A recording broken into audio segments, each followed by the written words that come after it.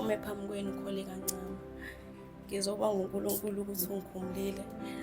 Kwathi ngomsombuluko ngila ngibambe khona itoho ngafonelwa umamkhulu wami engitshela ukuthi emsebenzini wakhe kudingakala abantu.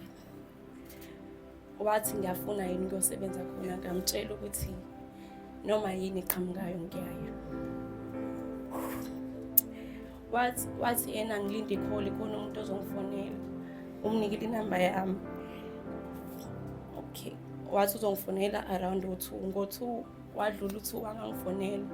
Ngase ngilahlile ithemba ngisayisho uNkulunkulu ngilahlile. Wafona ngo-3:30 wathi ufike ne-CV yakho nayo yonke into yakho. Ngathi mina okay, ngaphatha i-CV yami ngahamba, mangithi ngiyamfica akekho.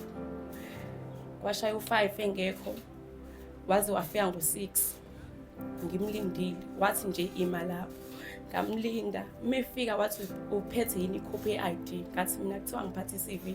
Wathi angisayidingi i-CV yakho, ngifuna ikhophi ye-ID nencwadi yaka-SARS. Wathi yena ebasebenzini bakhe abangilungisele yonke into, konke sekulungile. So ngizobonga uNkulunkulu ukuthi ngigcine ngiwutholile umsebenzi.